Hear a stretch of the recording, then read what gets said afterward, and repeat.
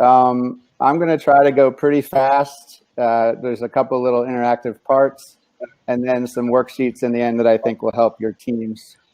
Medard, how are we doing for timing? Like what would you like to? It is now, like what, 11:45.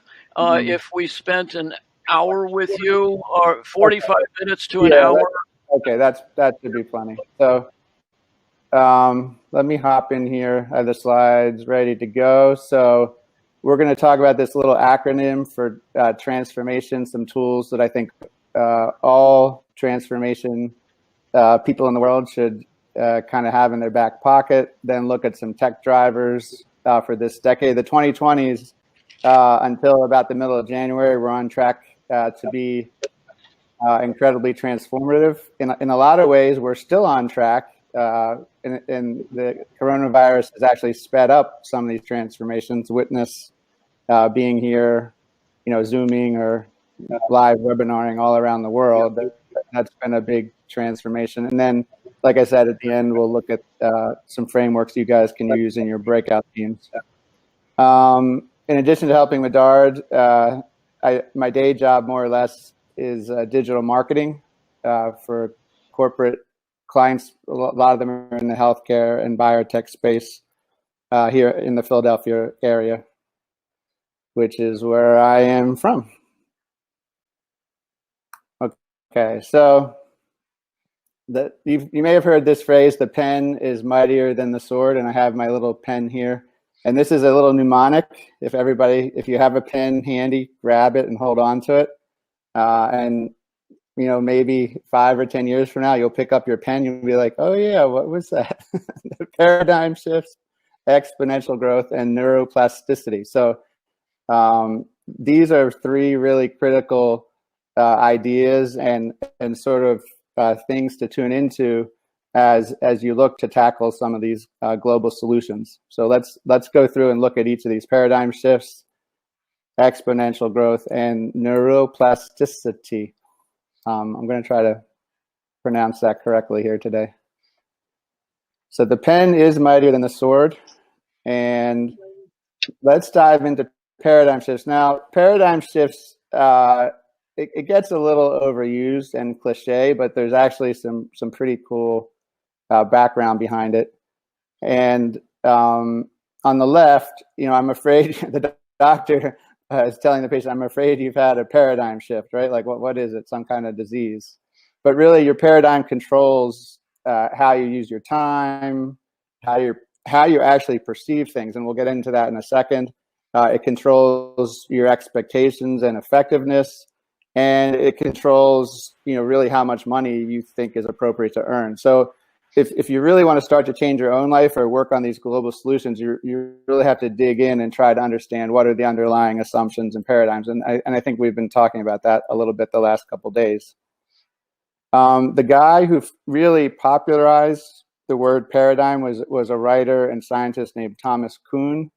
And he would use this little diagram here to kind of get people thinking about paradigms. So everyone in the chat box, type in what you see real quick.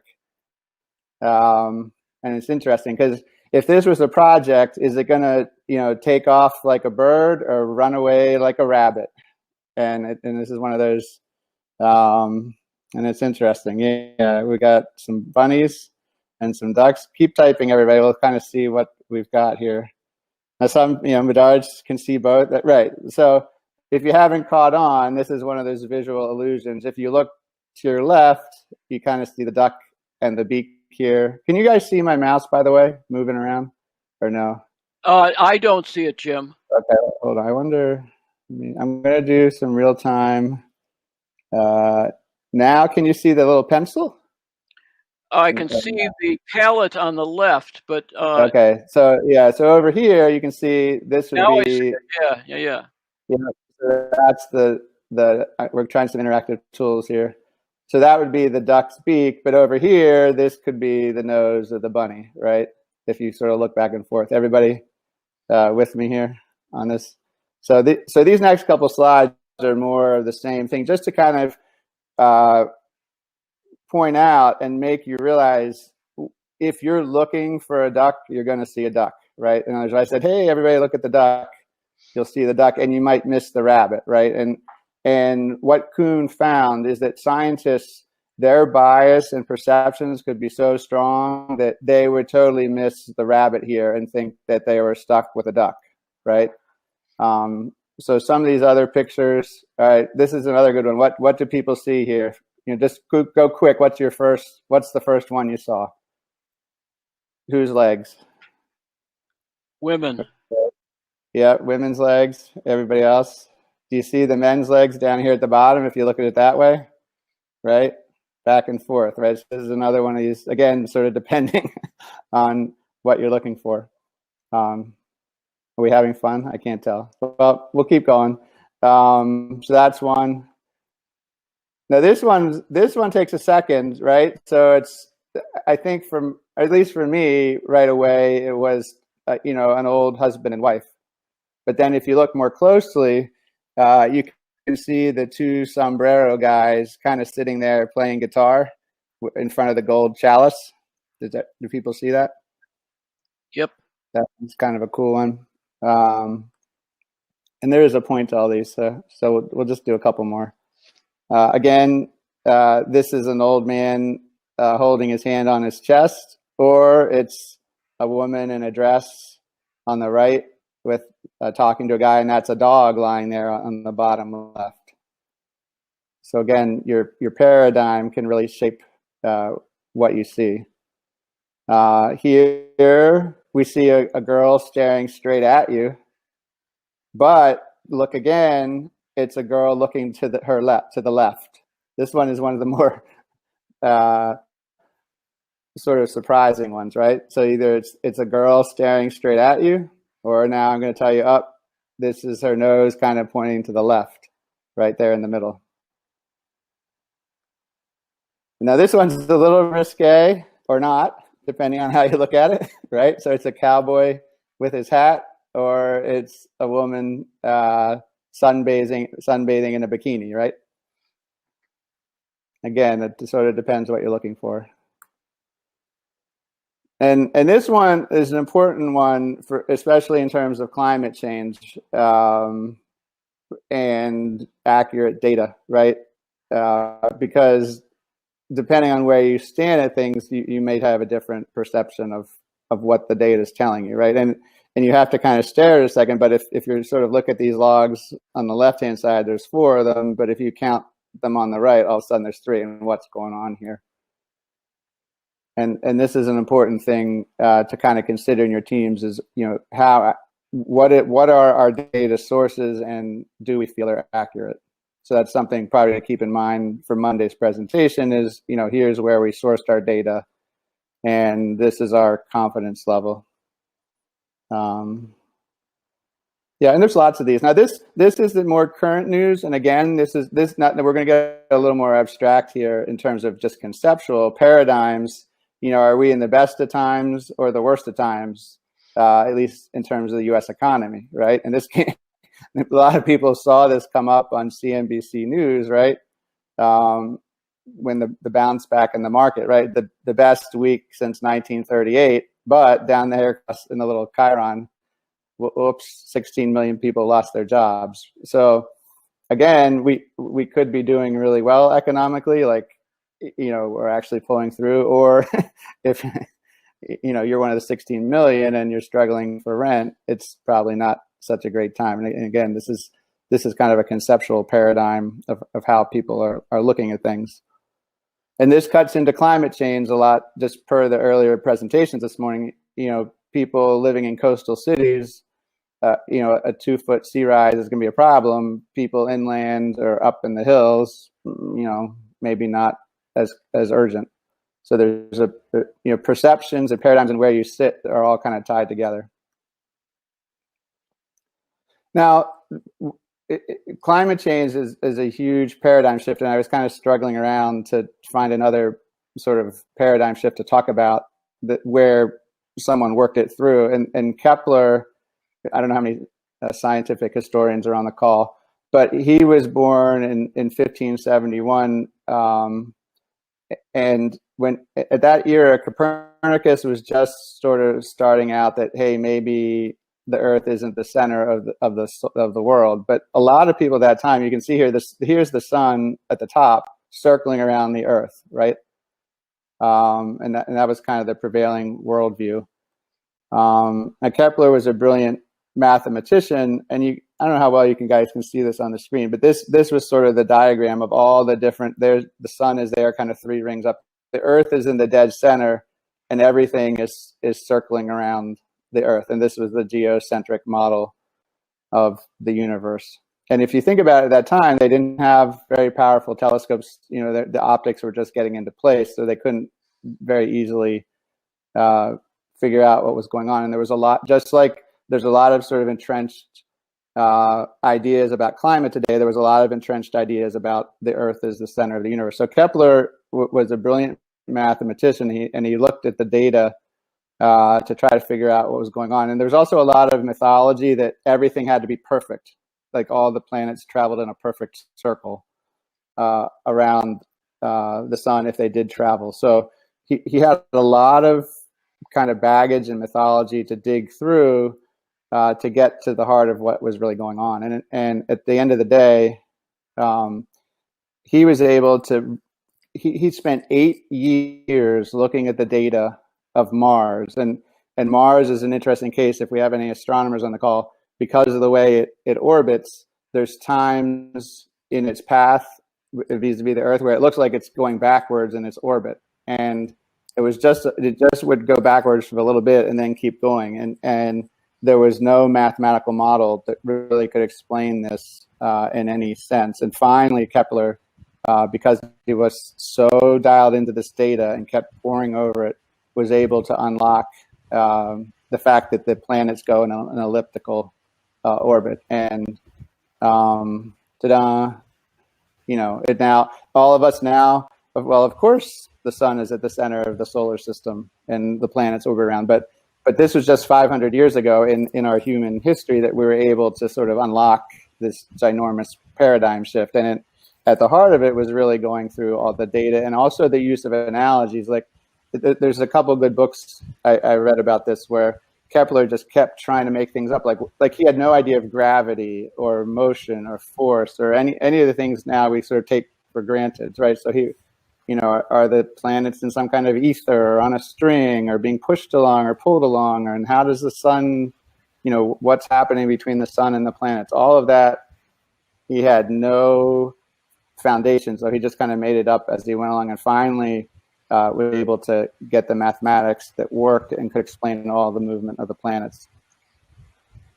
And really, he invented astrophysics along the way. And that led a pretty direct path. And there's Kepler's observation, there's a direct line to this guy, who some of you may recognize, Elon, probably one of the bigger paradigm shifter guys of this era, and maybe I think historically is going to go down as maybe, you know, historic figure in terms of paradigm shift. I'm going to try to play this little clip here. Let's test the technology.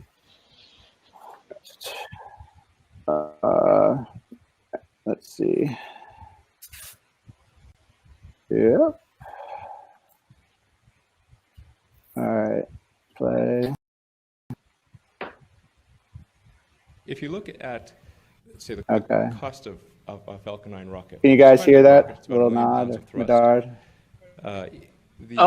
Barely. You might try turning the volume up. In the world. And even so, it's about $50 to $60 million. And even so, it's $50 to $60 million. But the cost of the fuel and oxygen and so forth. But the cost of the fuel and oxygen and so forth is only about $200,000. So obviously, if we can reuse the rocket. So obviously, if we can reuse the rocket, then that would make say 1,000 times, then that would make the capital cost of the rocket per launch only about $50,000. There'd be maintenance and other things that would factor in the fixed costs. There'd be maintenance and other things that would factor in the fixed costs and some overhead allocation and whatnot. But it would allow for about a 100-fold reduction in launch costs. And this is a pretty obvious thing if you think about it as applied to any other mode of transport. You can imagine that if planes were not reusable, very few people would fly. Is about $300 million. 747 is about $300 million. You'd need 2 of them for a round trip. I don't think anyone here has paid $500 million to fly. Yet I don't think anyone here has paid $500 million to fly. Those planes can be used tens of thousands. And the reason is because those planes can be used tens of thousands of times. And so all you're really paying for is fuel and pilot costs and sort of incidentals. And the capital cost is relatively small. Sort of incidentals. And the capital cost is relatively small. Yeah, so that was in 2012, this video. And clearly, Elon Musk looks at this and says, this paradigm is wrong. And I don't know how many people remember in the old, quote unquote, old days, the rocket would go up and those boosters would just crash into the ocean basically as trash. Which, to Elon's point in 2012, this is a pretty wasteful and expensive paradigm that we've locked ourselves into, right? We have the three stages of the rocket, and 2 of the giant sections, these giant steel containers just crash down through the atmosphere and burn up. So that was 2012, and then 2019. We'll do a little hop over. I'm a little bit of a rocket geek here, so very people have seen this clip. So this was the launch. We're going to fast forward.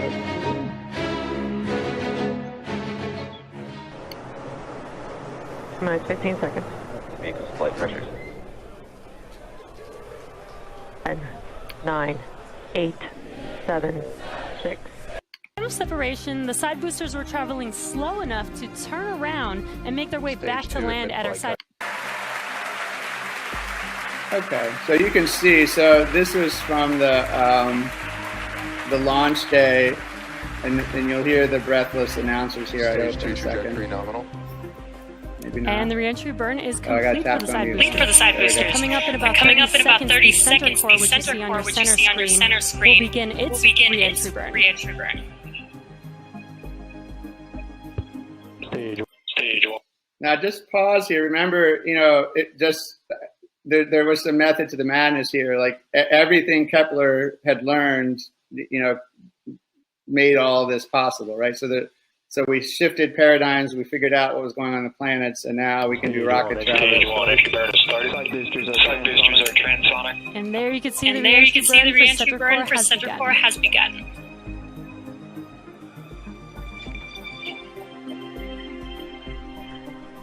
Coming up in about 5 seconds here, the side boosters landing burn will begin as well.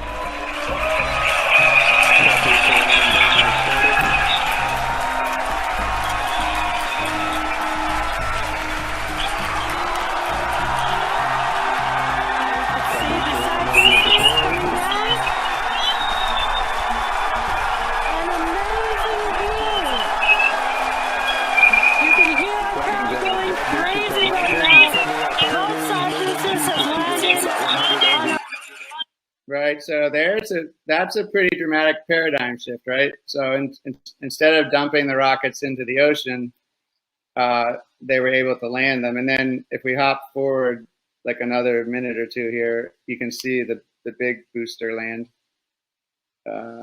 Oops, hold on. Well, maybe not. Right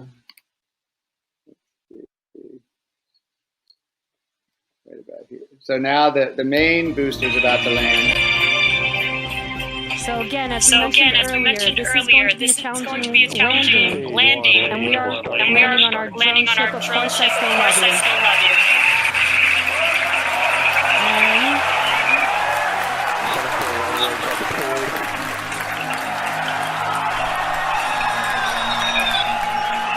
Looks like we lost the live view. Waiting for some confirmation, and sounds like we landed the center core on our drone ship. We have landed the center core for the first time on our drone ship. Of course, I still love you. For the first time we've landed all three boosters for Falcon Heavy. What an amazing day. So now we are going to take a quick break. Can you hear our crowd getting wild? Right. I don't know. I don't want to bore all of you. If you, I could watch this 100 times, but you get the idea here that this paradigm shift is pretty substantial, right? So hop back to our slides, hopefully. Yeah. So this again, I think the point is showing you guys is A, it's just awesome to watch, but B, Musk was able to kind of rethink the paradigm in a pretty fundamental way. Like, we're just wasting something that we shouldn't be wasting. Let's land the rockets, right? And 7 years later, that's what he did. So there, there was the vision, and then the work, and then the execution of his project. So that was paradigm shifts. The next thing I wanted to talk about, and this is the E of our little pen model, exponential growth. And we're going through that with the virus, of course. It's unfortunately still growing somewhat exponentially, and we don't want to panic too much and look at some of those curves. But at a more basic level, there's a seed, and nothing about the seed tells you that that's going to turn into a big mustard tree, right? Like, that's the ancient parable. So little tiny seed turns into giant mustard tree. This is a fun one. These are some of the probably the most ugly caterpillars I'd ever seen. And then someone matched them up. Of course, we all know what happens. Ta-da! And again, nothing about the caterpillar suggests we're going to get a butterfly. And this is kind of a remarkable pattern of transformation. In terms of exponential growth, there's a couple there's a lot of business examples. Amazon is maybe one of the most famous. This is on the left is Jeff Bezos in his office in 1997, and he would take the boxes down to the store to ship them, down to the post office, I mean. And he went public in 1997. So in May of 1997, you could have bought a book on Amazon or bought a share of Amazon for about $18. Yours truly bought a lot of books, and unfortunately not any shares, because over on the right, you can see the Amazon campus. They've now, like, all those little orange dots, they've pretty much taken over Seattle, and that single share of Amazon is now worth more than $20,000. And this is, making, Bezos is now the richest guy in the world, and this is with this exponential growth curve that Amazon has seen. Airbnb is another good example of exponential growth. The guys, the designers, I don't know, most of you might be familiar with the story. There was a conference coming to town, and they literally went out and bought 3 air mattresses and put a little ad up and made a site called airbedandbreakfast.com. And they got 3 people that for that week of that conference who each paid $80 to sleep on a little air mattress. And then, of course, fast forward to today, and there's 7 million houses in their network, and 100,000 different cities, and 220 different countries. So I suspect everybody on this call, there's probably an Airbnb near you. And the nice thing about this model right now, unlike a hotel chain, Airbnb's revenues are down, but they're not stuck paying mortgages on giant facilities. Now, the owner, there's a lot of Airbnb renter owners who might be hurting if they mortgaged up to have a lot of houses, but Airbnb itself is doing okay during this non-travel time because they don't own all the hotels. It's all dispersed through the network. This is a fun one, and this is an important point to kind of think about, like, sort of the stepwise nature of incremental growth, and this is one of those famous parables. The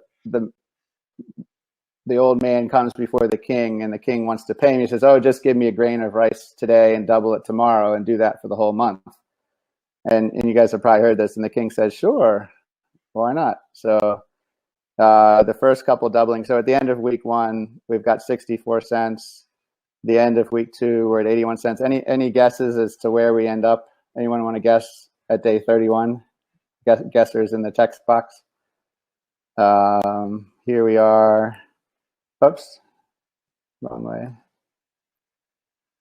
So after 3 weeks, we're starting to, yeah, somebody's noticed the story. Yeah. Up to 10,000, and then by the end of the at the end of the month, we're up to 10 million. So this is an important thing when you're thinking about how to scale your project. It's, you know, the moral of the story for everybody as you're working this week is, you know, don't be afraid to start small in your first week here, but kind of have the vision, hey, if this takes off, it could really take off, right? So, and this is how some of these changes can really take hold. And again, kind of the same idea, Edison, I didn't fail 1,000 times. The light bulb was an invention with 1,000 steps. So a lot of these solutions and challenges we're looking at are going to take this iterative process. I'll stop for a second. Does anyone have any questions or comments to type, or I'll keep going? Medard, how are we doing? I think you're doing fine. It's 12:15, 12:13. Okay. Keep moving forward, and yep. Okay. We'll have questions and stuff later. Yep. Okay, neuroplasticity.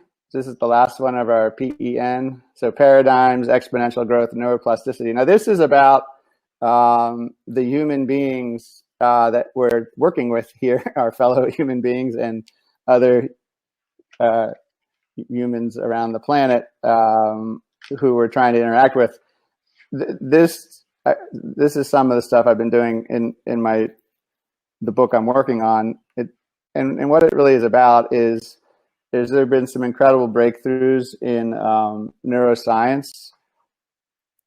A lot of us kind of assume, like, well, once we've learned something or grown up, our brain stays the same. And what they've actually been starting to discover is that 70% of your brain connections are up for renewal every morning. So, and that's a lot of connections. So this degree of neuroplasticity is actually really remarkable. So you can kind of amp up and change your focus on a daily basis through just by amplifying or focusing on different things. So all of us are much more flexible and fluid than we might realize. Now, on the first hand, that is a problem. Like, this is a design function of survival. In other words, if we walked around, and there's cases of this where people can't forget things, and they don't remember, well, did I buy milk yesterday or not? And they get kind of stuck with all this clutter in their head. So in some ways, this is a good thing that we tend to forget, right? And here's the Ebbinghaus forgetting curve.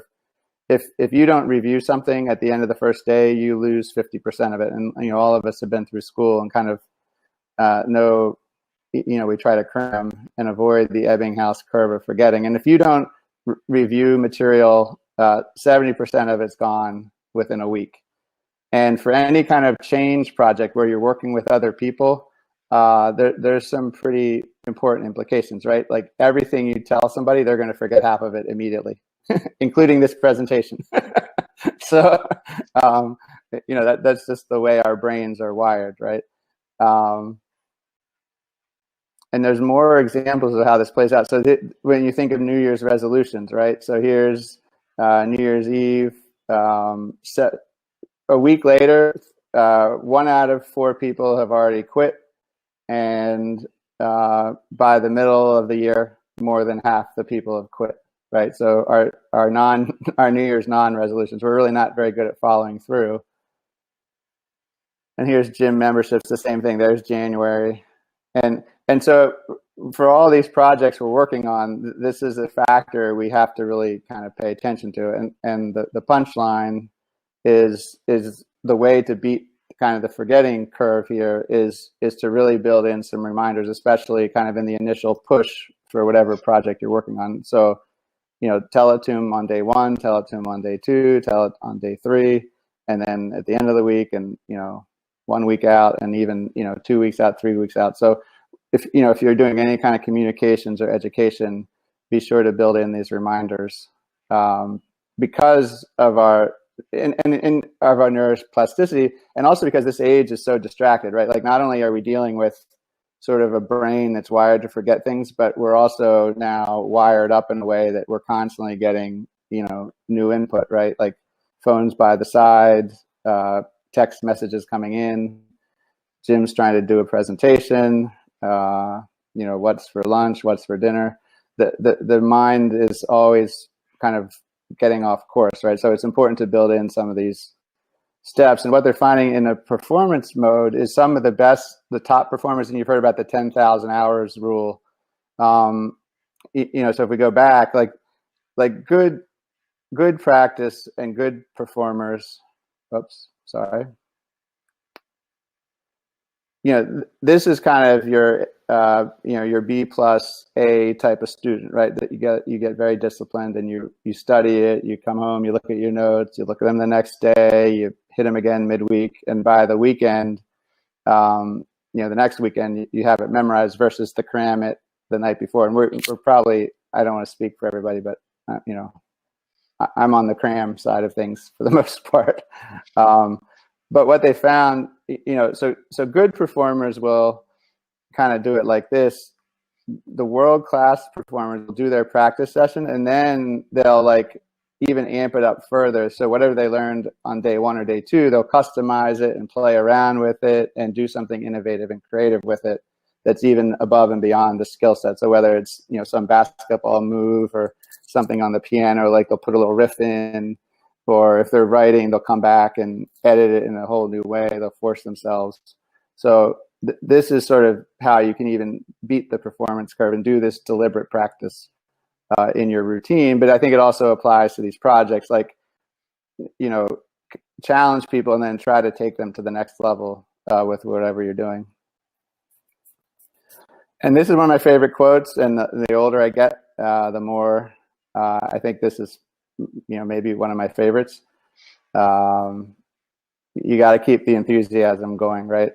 Because there's going to be those drops, whether you forget or people forget, or whatever. Or think of Elon Musk. I had some extra slides. We didn't have time, but from when he gave that speech in 2012 to 2019, there were a bunch of times, A, he almost went bankrupt, and B, the rockets kept blowing up, right? And so Musk was able to kind of keep pushing through towards success. So now is a quiz time.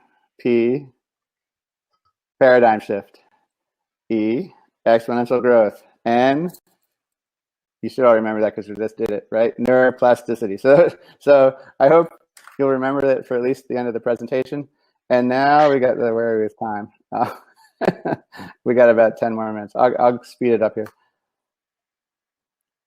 These are some global demographics. We've been doing this presentation in different ways for the last couple of years, and this is what the map looks like. So if we ever get to meet in person, or we come to you, if this looks fun post-pandemic, we'll bring the map to you wherever you are, hopefully. So make note. This is the World Game Map, and you actually get to walk about. And it's kind of like a mini. It's this entire week all condensed into one day, and you can see the curves here. This is where I was born. This is where I went off to college, and you can see the growth in population. And these are UN data points. Let me see if I can enlarge. Did that go big for everybody or just me? It's the same for me, Jim. Okay. If you guys want, I think I don't know how many of you have it. It's there's a little squiggly thing in the upper right of the picture that lets you kind of enlarge things. Oh, that's better. I don't know if I did that or somebody else is doing that. But you can kind of see here the flow. The big story for the second half of the 21st century is going to be Africa. And you can see Africa's growth curve here vis-a-vis some of the more developed nations. Down at the bottom of this chart, you can see it's going to be an African and Asian century as we kind of move into 2050. Certainly in terms of population, and one, I think would argue in big demographic changes afoot. More encouraging is that these pillars represent of growth, right? Billions of growth in human population. So it took a long time to get to the first billion, and then 124 years to get to, and then this is right in the 1900s. The third billion came just in 33 years, and then during the most of the 20th century, on a chair, leading people onto the spaceship every year, every decade, pretty much like clockwork. And it's just in the last decade here in the 2010s we finally slowed down a little bit, and it took us 13 years to get from 6 billion to 7 billion, I'm sorry, 7 billion to 8 billion. And you can see, looking forward, so there's some, the story here is there's some deceleration in population growth. Like everyone on this call hopped on the spaceship somewhere on one of these bars to the left, but going forward, it's going to slow down a little bit, right? You just see the bar on the right is aging of population, and at the very bottom is Nigeria, where the median age is hovering around 18 or 19 years old. I'm sure probably in Congo as well. We don't have anybody from Japan on the call, but you can kind of see the demographics of Japan. Japan's even getting older this coming decade, which is kind of, they're investing a lot in Arcanary people to take care of the elderly. So that, there's where we are today, and you can see Japan kind of shift up a little like that. And meanwhile, Nigeria is going to burst into a median age of 20 by the end of 2030. So, as you're looking at your different solutions, and this is maybe self-evident to all of you, but it certainly has an impact with climate and how decisions are made and resource allocation. These aging and demographic issues, I think, are all intertwined with climate in a lot of ways that kind of need to be unpacked. Real quick, this is Internet Live Stats. It's a great site. I'll just encourage you guys to go visit it on your own. It's live, and all these spinners spin around. But I mean, this year so far, 700 million smartphones have been sold, and 500 million tons of carbon have been released because of the people on the internet.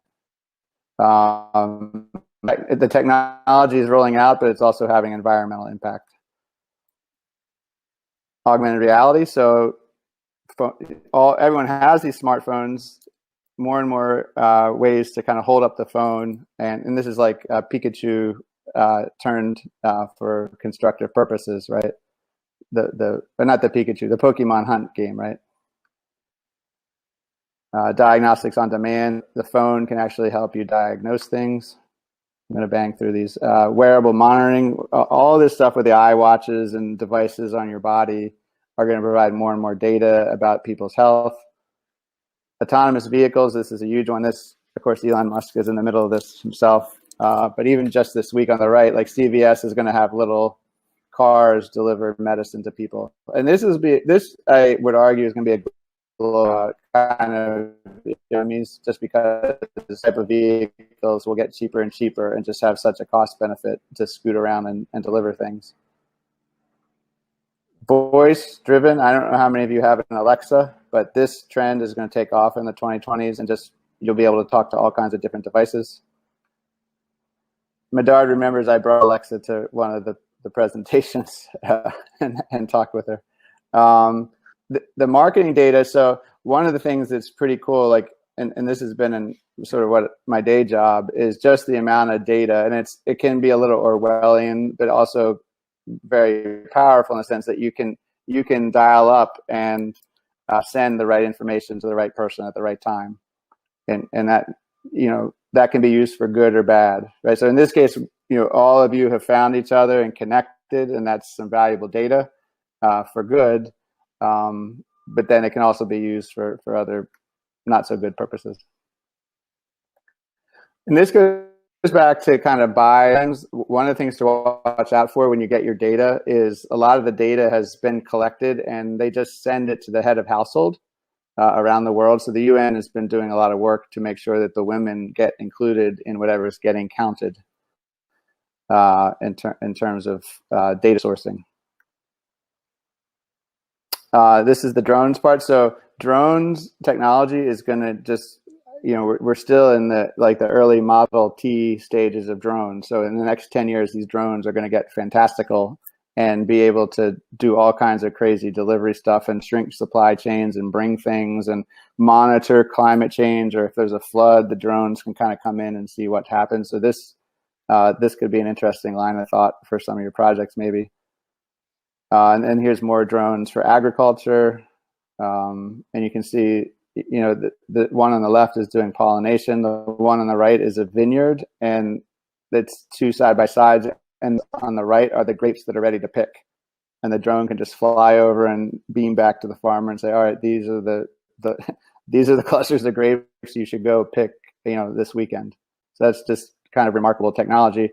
And from a cost perspective, the cost of all these technologies, I should mention, are dropping, right? So it, might be unaffordable in 2020 for some of your more or less developed 2025. Probably, even your little farm in Sudan will have, access to this kind of technology. All right, well, I'm going to keep going through. This is relay. We're improvising. So CRISPR and DNA medicine is going to be huge. And then for this one, can you guys, maybe type some other technologies that all of you have seen that you think are kind of cool. Type them into the chat box. Yeah, just everybody out there, some of the ones that you've seen where you are, or that I didn't hit on, or because I think everybody is in different places around the world. Some of the things you've seen, or trends that you think are kind of cool. Yeah, motherboards. Yeah, the home technology. Yeah, that's a good one. Davina, the whole IoT to the home, and that some of that goes back to voice, right? It'll be voice activated, that kind of thing. And that's an important one for climate change. The ability to monitor all of these little locations and everything, and temperature readings and salinity of the soil and weather monitoring, that kind of thing. What's that say? You just said it. I put in drones for monitoring air quality. Yeah. But I'm not sure what a humanoid is. Is that like an old person or a robot person? Well, both are probably true. Like we'll get a lot of 100-year-olds and also some robot people. I'm going to turn my mic on and maybe see, because I can see people better now.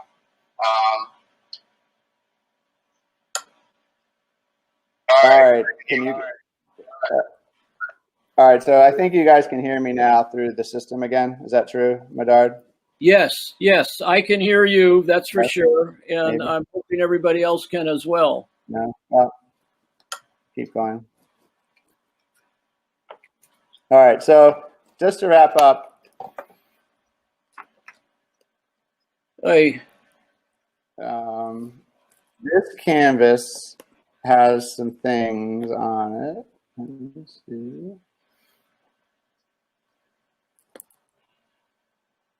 So this is for your worksheets for your groups. Align with your objectives. What objective is your engagement supporting? What is your target audience? Who do you want to reach? What actions do you want to trigger? What existing global assets could be leveraged? What are the third-party sites? what content and data might you want to use.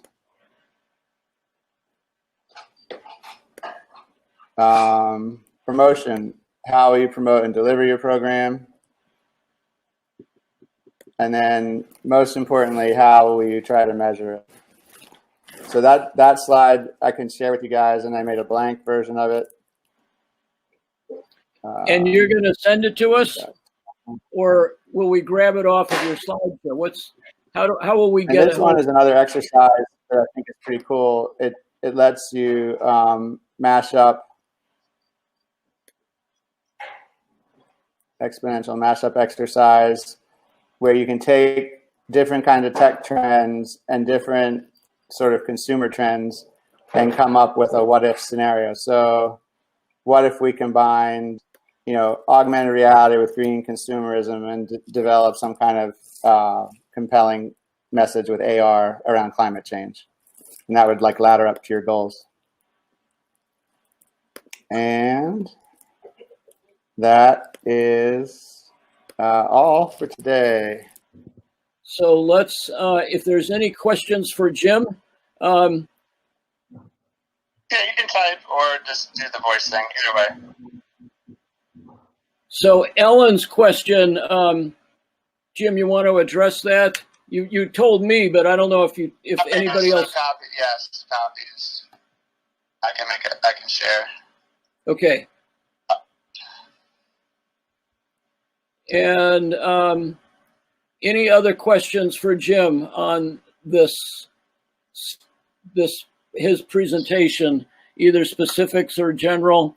I have one having to do with smartphones and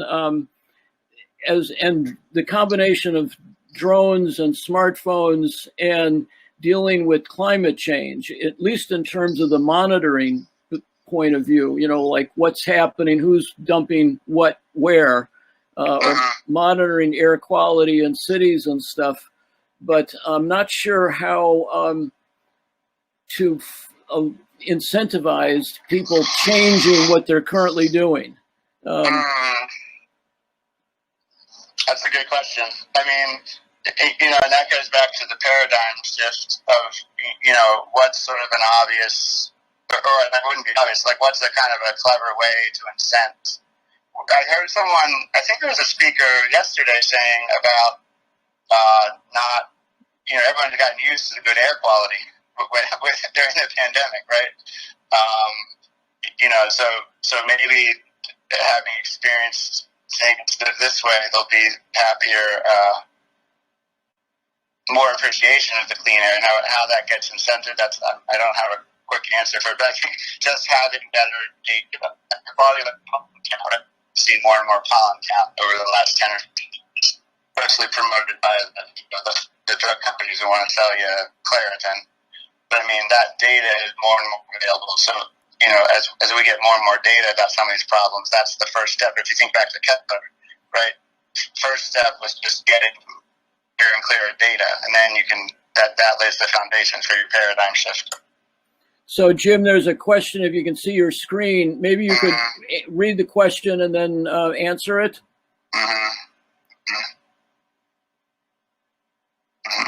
I mean, read it out loud so everybody. So the whole idea in less developed regions, and how can we ensure that the technology dispersion, right? And so there's two answers. Answer A is if you're patient, this iPhone, is 2 years old, and in 5 years it'll, anybody in the world can get this technology, right? So if you just wait long enough, things get cheap enough, and pretty much anybody can afford it. So there's that answer to the question. But in more sort of an equity and acceleration of the tech dispersion, I think that's sort of a governmental goal. And I think that can start to tie into some of these climate issues. In other words, the push to electric cars Jim, you're now coming across on the platform, the live. Okay. Yeah. So if it, if you can accelerate that through less subsidies for, gas-powered engines, more subsidies for electric vehicles, that kind of thing. I don't, and again, it's hard to answer broadly to your question in the sense of, each country and each situation is going to be different. Like the electric bike scooters are, I'm seeing more and more of them here in the States, but I'm sure in other parts of the world, they've, really taken off and help people get around very cost effectively. So I think, some of it's a time thing. And if you just wait, all these things that are kind of pie in the sky in developed nations become readily accessible in the less developed nations in like 5 years from now. To help accelerate that, I think governments can help subsidize, I guess is the answer. Yeah, and the cell phone part, I see Wayne's comment there. That trend and in the live workshops, when I've been here in person with everybody, like we spend much more time on the cell phone as an enabling technology for all different kinds of things, whether it's education or economic advancement, and just general knowledge and training about all kinds of different things. The phone is a tremendous enabler across the board. And I think there's some creative ways to weave that into the climate change and into this pandemic that haven't really been figured out yet. Like, for example, I don't know what my carbon footprint is, right? But I'm sure if I looked around, I could get some kind of carbon footprint app that would tell me, all right, today you left the air conditioning on and, you drove your gas guzzler and this was your carbon footprint for the day. That kind of data, I think the phone can start to provide. Think of like farmers in the Amazon, the way to get more yield out of your land with your phone and the drone, and you don't have to cut down the rainforest. Those kind of solutions. And again, I think the overlying message, and then this goes back to sort of the whole, if you think about Kepler, that was just a guy with a notebook and a kind of a crummy little telescope figured all that out, right? So one of the things, the premise of Global Solutions Lab and Buckminster Fuller's whole philosophy is that everybody in this room here has the potential to do all these great things. Like we don't have to wait for the government or the UN or anybody else to come up with these solutions. Like this is like legit stuff you can come up with this week. Now, are you going to get it implemented in a week? No, because you have to go through the sort of that exponential growth curve. But the seed of it, like you can develop the right seed this week that has the potential to blossom as well as any other idea out there. And that's kind of the core philosophy, I think, of this whole program. So, any other questions for Jim? Speech. All right. One of the things, Jim. Am I muted again? Wait, somebody's just having a question. There is one question coming up. Somebody's typing, so go ahead and finish. Let's make you live. Okay, let me. We have a couple of people with questions. Yeah, I think. Are you still turning people on? Yes, their voice is now. I'm having trouble hearing. Now speak. Can you hear me? Yes, I can hear you. Wayne, can you hear this gentleman? As I count at 5 or something, just test so that Jim can. Yeah. Can you guys hear my voice? I just unmuted myself. Just to make a comment and kind of add something to the paradigm shift conversation and then to ask a question. Great presentation, Jim. Thank you. I think if you see, our population has been rising exponentially. So we're living in exponential times, and we need exponential technology to help us with exponential measures. But one of the things I wanted to put forth to the group is, because I actually attended Singularity University, which is all about exponential technology. So I'm an alumni of that school. But one of the things that blew me away about Singularity is Peter Diamandis talks about we're moving into a trillion sensor world. meaning that we're going to have 1 trillion sensors on all of our devices, kind of analyzing so many facets of the human economy and the ecosystem, or the ecosystem services.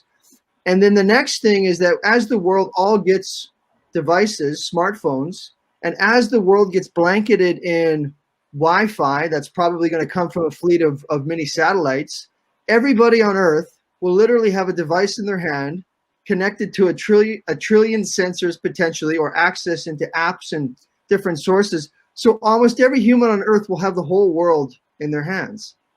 Yes. And so the paradigm shift for me is, it's like, wow, think of the feedback we can start to give each other, our economies, our ecosystems, with that power. So I wanted to share the vision of the trillion sensor world, all of us being connected, and all of us having an ability to kind of have participation in being a part of that data and that feedback. So my question is, where do you see the trillion sensor world, all of humankind being connected, and even the role of AI and deep learning, because we're going to need some help with this data. Right. And I know that the theme in this course is that we're sort of drowning in data. So how do we swim and find, the signals in all of that to help at these times? So I just wanted to put that piece out there. No, thank you. That's a great question. I love the Peter Diamandis. I think I'm part of that. He has like a virtual version of his singularity thing. So yeah, I love all his books and stuff. And a lot of that exponential growth thing is spurred by his whole. He has books and books and books on that. We could do a whole presentation just on like you said, the singularity experience. But I think to answer your question, my thoughts is that, and this is why it's so important to gather here and do workshops like this, is I think the data, and you mentioned it, you have to tease out the signal from the noise, right? And again, not to harp on poor Kepler from 500 years ago, but he used like a ton of different analogies to try to figure it out. And that was like the creative act to match the data, right? So I think that's going to be the challenge. Is there's not going to be a shortage of data. There's going to be a shortage of sort of ability to reimagine the paradigm underlying the data, right? In other words, all that data by itself is kind of inert until someone like, sitting here says, all right, we got the data. How does that, what's the implication? What's the creative aha that we can now achieve that we couldn't achieve that before? Like that's the real breakthrough. Uber, the guys, Uber wasn't necessarily destined to happen, but it would never have happened before the cell phone, right? In other words, all of a sudden everybody had cell phones, and the Uber guys were like, we could map and track car, individual car owners and have them have that. Like, in other words, so there's sort of that creative mashup that has to happen. I think, to your point, to address exponential problems, you need the exponential solution, and the data is the foundation, but it's sort of the creative paradigm mindset on top of that. I guess would be my answer, if that makes sense. Yes, thank you. Any other comments, suggestions for Jim? And Jim, one, thank you. This was provocative, insightful, helpful. The stuff that you got, you're holding up your pen.